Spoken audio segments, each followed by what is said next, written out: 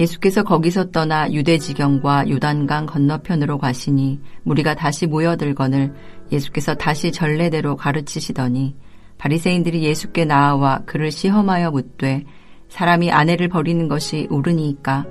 대답하여 이르시되 모세가 어떻게 너희에게 명하였느냐? 이르되 모세는 이혼 증서를 써주어 버리기를 허락하였나이다.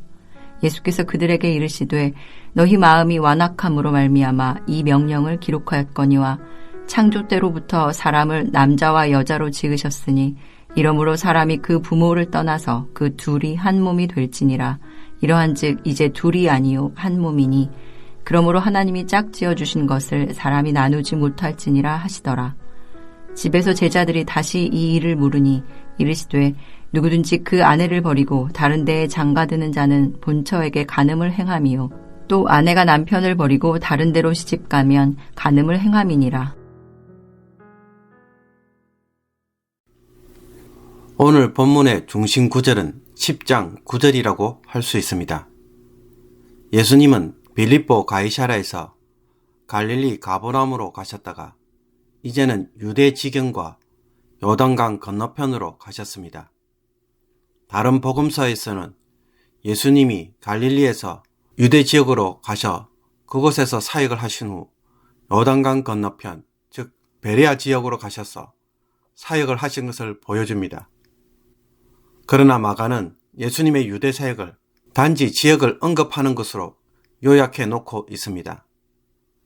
헤롯 대왕이 죽은 후 로마는 이스라엘을 세 개로 나누어서 헤롯의 아들들에게 나누어 통치하도록 했습니다. 헤롯 아켈라오는 유대와 사마리아를, 헤롯 빌립은 갈릴리 북동부 쪽을, 헤롯 안티바스는 갈릴리와 베레아 지역을 다스리도록 하였습니다. 1절에 나오는 요단강 건너편은 데가볼리와 베레아 지역으로서 헤롯 안티바스가 다스리던 곳입니다. 예수님이 이곳에 오자 바리새인들이 이혼 문제를 들고 와서 예수님을 시험합니다. 사람이 아내를 버리는 것이 옳으니까.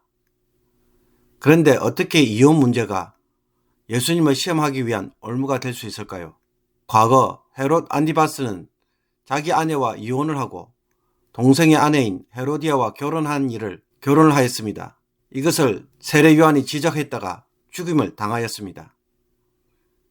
그리고 헤롯은 예수님을 세례 요한이 부활한 자로 또 여기고 있었습니다.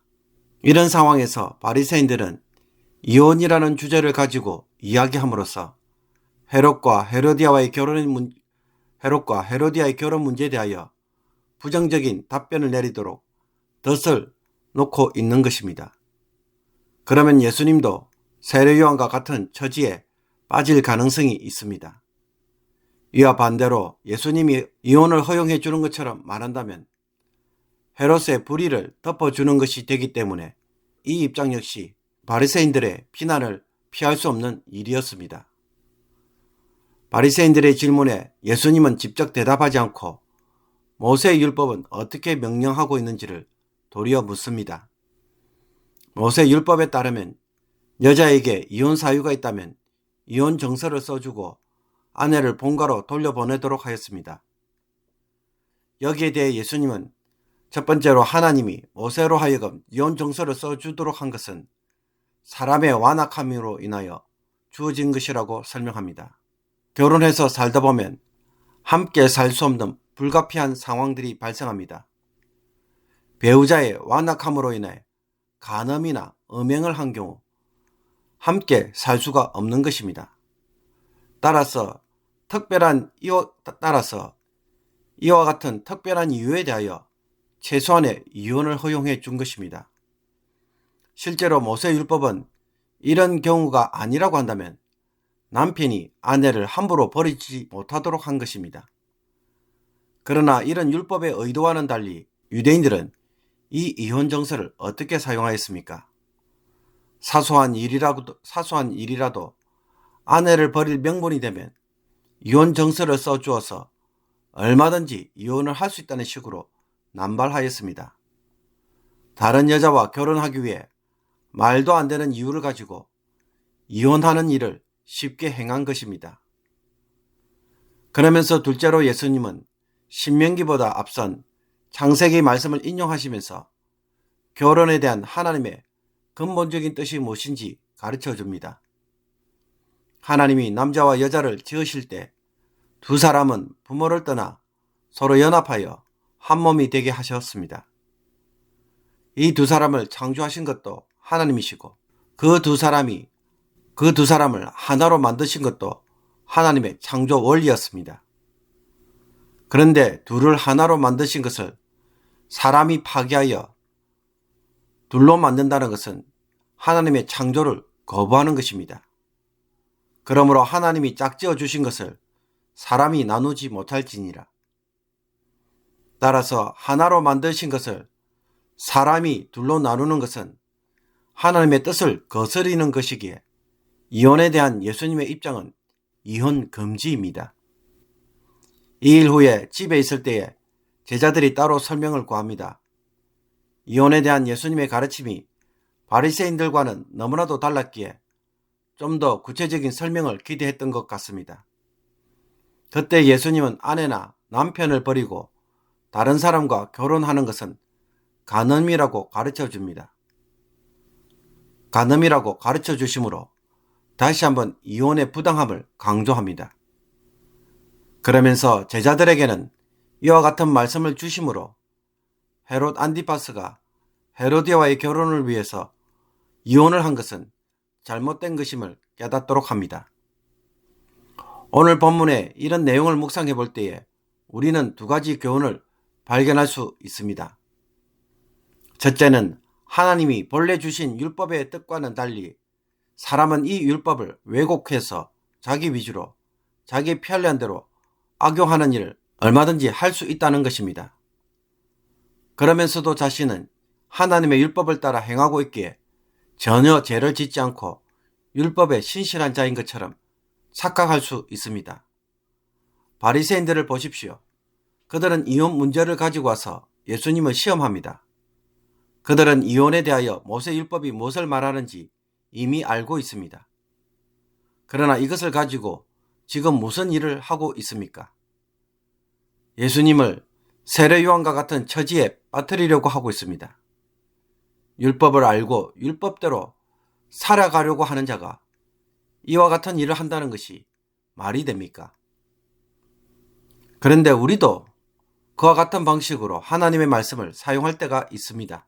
때론 하나님의 말씀을 통해 남을 판단하고 통제하는 목적에서 언급할 때가 있고 하나님의 말씀으로 사람들을 위협하거나 정죄하여 내 밑에 두려고 할 때도 있습니다. 하나님의 말씀대로 살며 사람들을 세우기보다는 그것을 통해 정죄하고 판단하며 내가 도덕적으로 더 낫다는 것을 은연중에 드러내고자 하는 것입니다.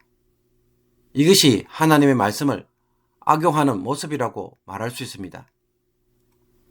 둘째는 예수님이 말씀하신 것처럼 하나님은 우리가 이혼하는 것을 결코 원치 않으십니다.